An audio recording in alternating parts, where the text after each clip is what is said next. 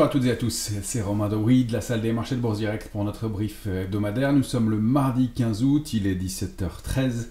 On va aller faire un tour sur les marchés ensemble. Merci encore pour vos likes, vos partages, vos retweets. Pensez à continuer à vous abonner de plus en plus nombreux à la chaîne Bourse Direct YouTube. Et puis si vous voulez plus d'informations sur le service Info d'Experts que nous animons donc à 4 pour vous guider sur les marchés, rendez-vous dans le lien qui est en description de la vidéo ci-dessous. Voilà, eh bien un début de semaine des plus creux, avec des arbitrages, des décalages dans le vide comme on l'avait bien suggéré. Un marché qui est vraiment très creux. La période de l'année veut ça, bien entendu. Le calendrier, c'est une des semaines les plus creuses de l'année souvent. Des volumes largement inférieurs à 3 milliards, même inférieurs à 2 milliards et demi sur le CAC 40. Très peu d'intervenants, peu d'initiatives. Une phase de consolidation qui se poursuit sur les indices européens, ça fait depuis la mi-avril. Une phase de consolidation qui se met en place depuis un petit mois sur les indices américains et qui donc a l'air de continuer. On va voir des scénarios possibles sur cette séquence de consolidation. Un marché qui reste quand même fort pour l'instant, même si on a quelques signaux et on n'arrive plus à poursuivre, ce qui est assez logique dans le contexte en ce moment et compte tenu des éléments. Du côté du calendrier, on a encore cette semaine quelques éléments à surveiller. Je les reprends. Nous sommes donc mardi. Ce soir, on a un résultat de Home Depot. Ça va être intéressant. Home Depot, c'est la consommation américaine, évidemment. Et Walmart, qui sera jeudi soir. Donc, d'autre part, donc Walmart dans le même domaine. Demain, les minutes de la Fed, important. Le compte rendu de la dernière réunion. Du détail peut-être sur l'évolution de la politique monétaire dans ce compte rendu.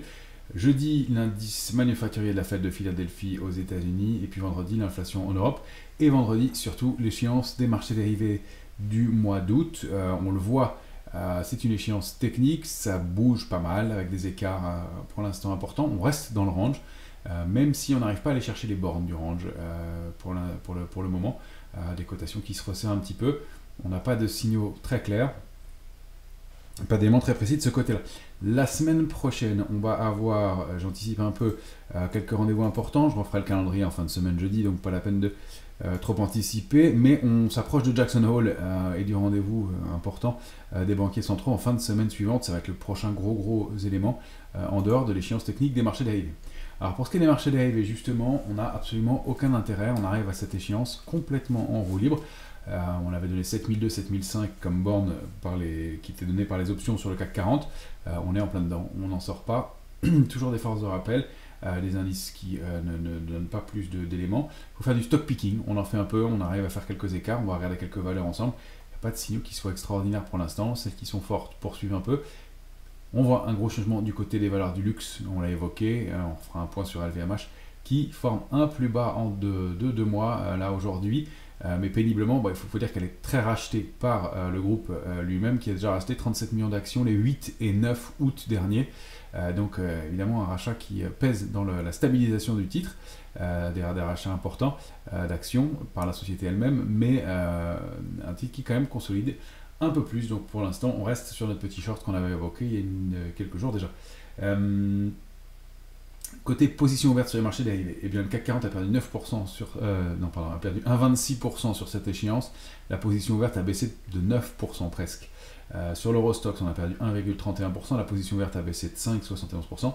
Sur le S&P, par rapport à l'échéance dernière, donc l'échéance du mois de juillet, le troisième vendredi du mois de juillet, le S&P a perdu 1% et la position ouverte n'a quasiment pas changé. C'est dire qu'on est complètement à l'arrêt, on n'a pas de stratégie baissière, une baisse d'intérêt de plus en plus régulière, au fur et à mesure pour les indices européens qu'on consolide un peu et les indices américains qu'on stagne ou qu'on baisse très légèrement. Donc ça veut dire qu'il n'y a pas de stratégie baissière forte dans le marché, en dehors manifestement de Michael Burry qui a annoncé avoir vendu pour 1,6 milliard de positions. Alors, il y a pas mal de réactions autour de ça, c'est pour ça que je fais ce petit clin d'œil. C'est toujours important, les gourous qui ont vu les choses à l'avance, etc. Il était short au mois d'août dernier, il était short en septembre-octobre. En décembre, il disait, vous n'imaginez pas à quel point je suis short.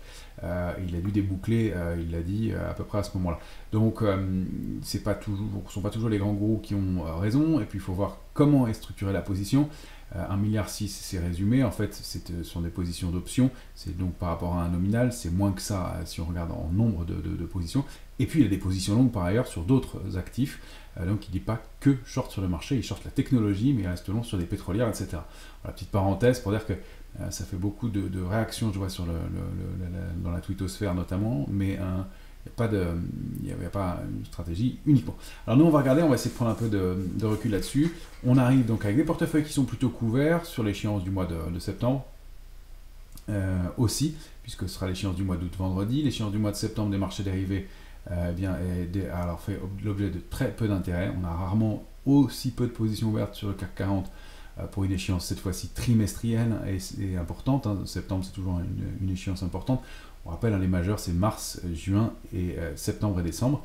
Il se trouve que là, septembre, vraiment, il y a très très peu d'options ouvertes, mais beaucoup plus d'options de vente. Et le marché est assez encadré entre 7003 en bas et en dessous, et 7005 et 7007 au-dessus. Il y a même des options ouvertes sur 7008, on n'avait pas vu ça depuis longtemps.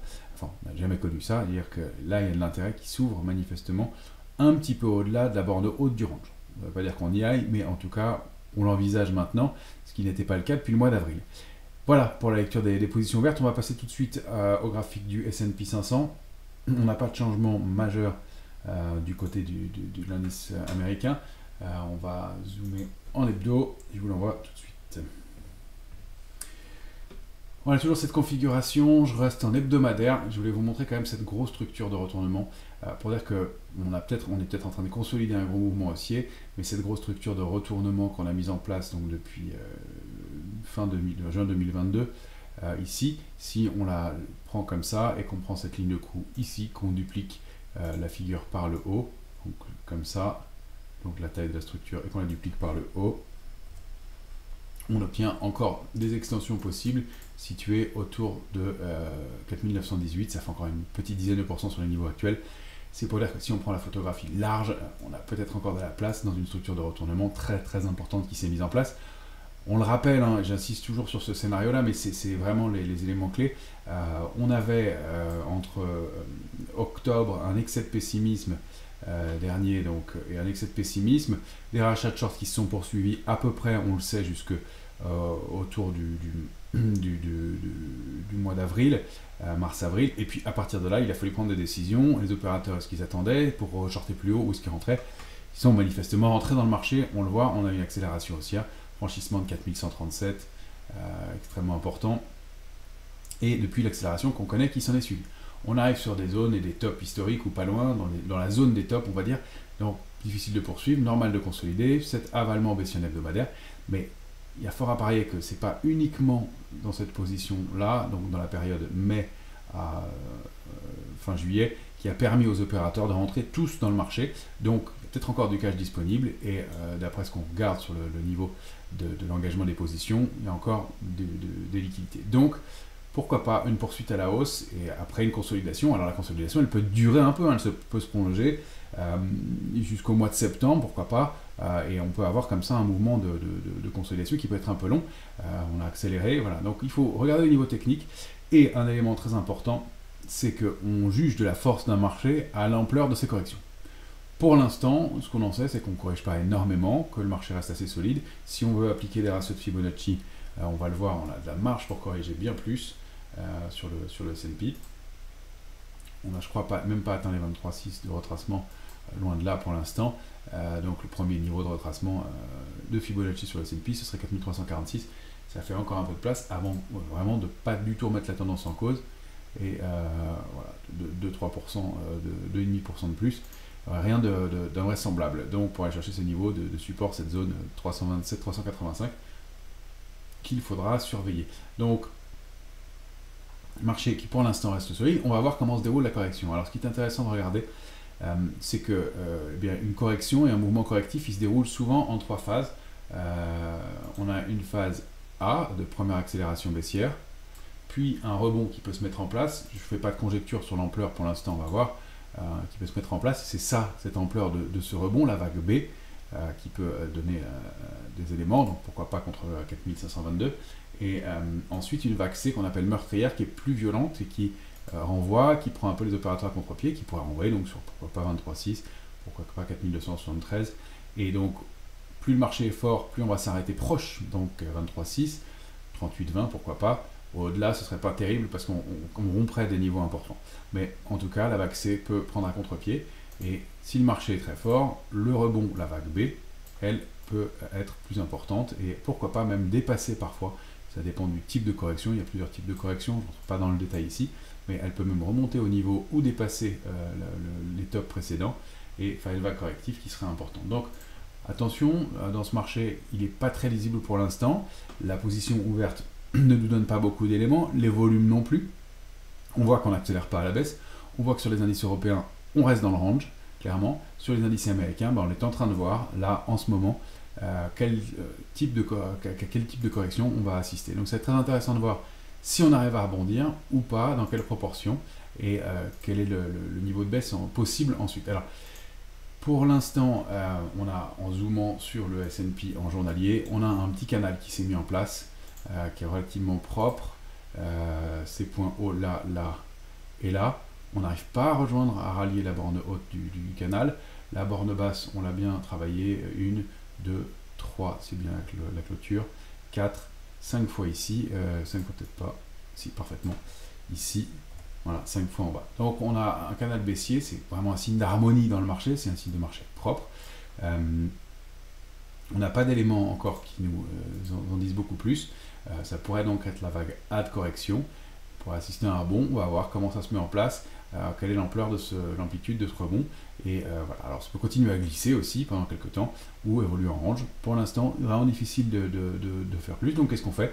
On se met un peu en retrait du marché, on garde des liquidités, on fait du stock picking et puis on fait des arbitrages qu'on a fait pas mal la semaine dernière, un petit peu moins pour l'instant en ce début de semaine, c'est moins lisible avec l'échéance des marchés dérivés, puis les mouvements ne vont pas jusqu'au bout, on va le voir sur le CAC 40, moins pratique de travailler là-dedans, donc on fait quelques écarts, mais c'est pas extraordinaire pour être honnête cette semaine, c'était beaucoup mieux la semaine dernière. Mais voilà ce qu'on peut faire dans ce marché-là, en étant assez mobile, assez agile, en conservant des positions de fond et en cherchant des titres qui nous intéressent pour le moyen long terme, et puis en faisant des petits arbitrages de plus court terme sur différentes futurs ou actifs ou valeurs sur le court terme. On va voir ça ensuite. Alors, du côté du Nasdaq, là c'est intéressant.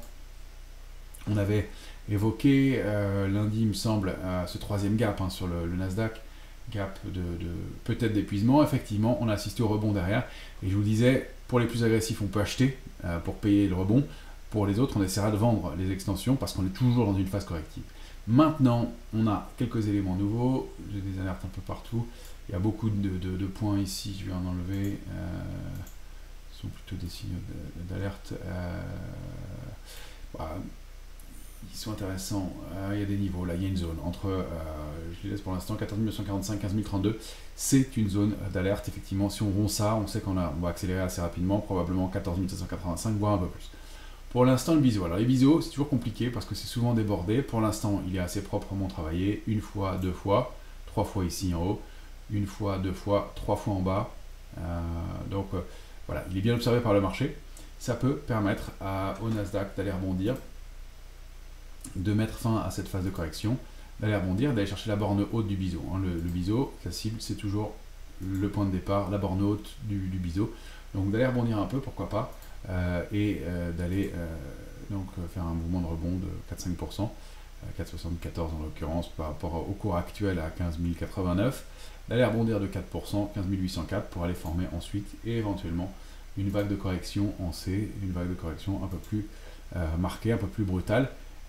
C'est possible, donc on va voir encore une fois comment la liste se comporte. Pour l'instant, on est loin d'avoir atteint les niveaux de retracement importants. On a rompu, on dézoome cette fois-ci un petit peu, on l'avait déjà expliqué, le canal haussier qui était actif depuis plusieurs mois, canal haussier de moyen et même de moyen terme pour l'instant. On consolide avec des volumes un petit peu plus lourds à la baisse, c'est pas très marqué. Beaucoup d'opérateurs qui sont absents, il n'y a pas énormément de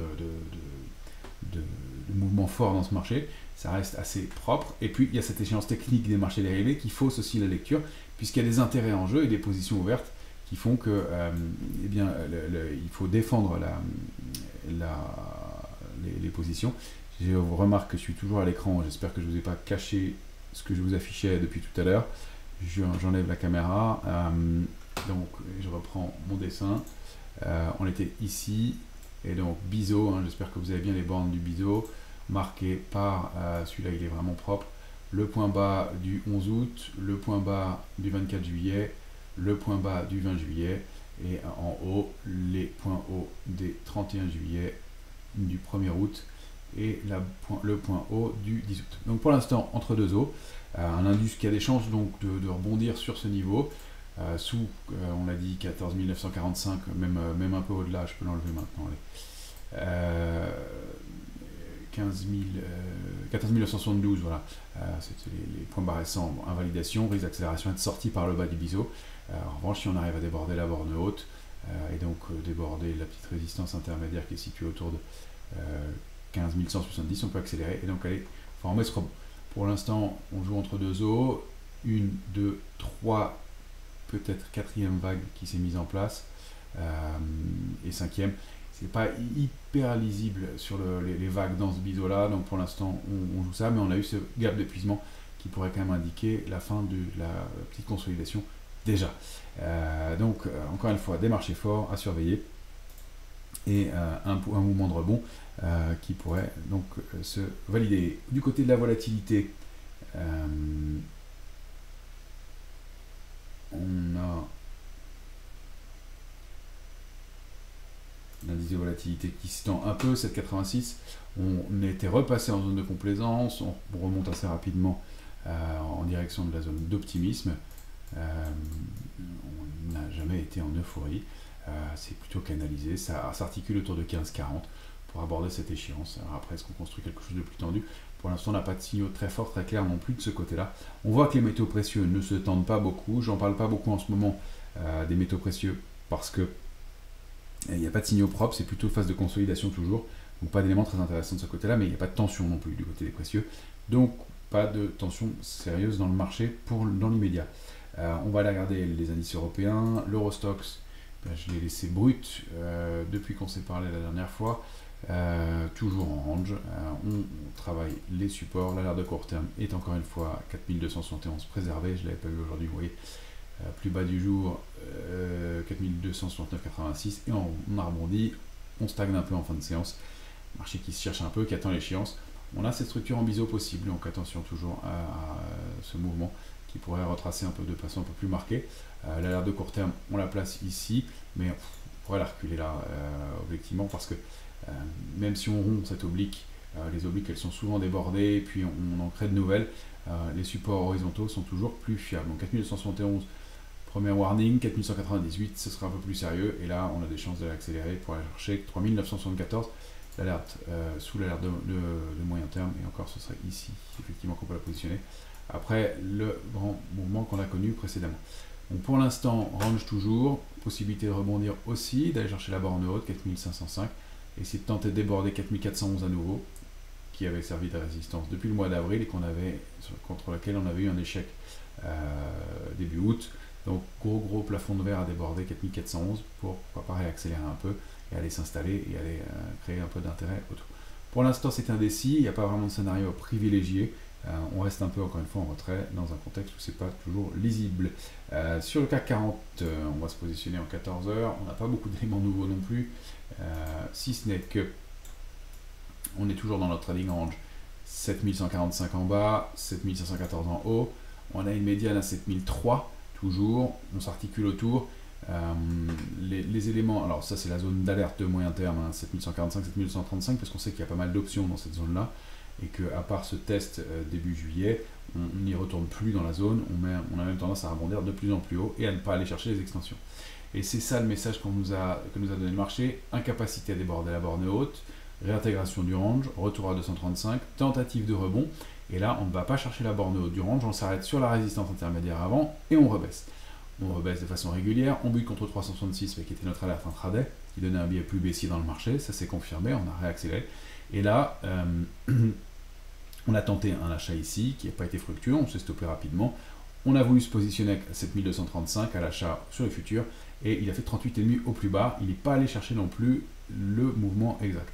Alors on a compris la logique, donc cet après-midi on a pu vendre un peu plus haut contre 91, pour se racheter un peu rapidement, mais faire des petits écarts gagnants comme ça, sachant que le marché est tellement creux qu'on ne va même pas jusqu'au bout des figures pour l'instant, ou des niveaux de support et de résistance.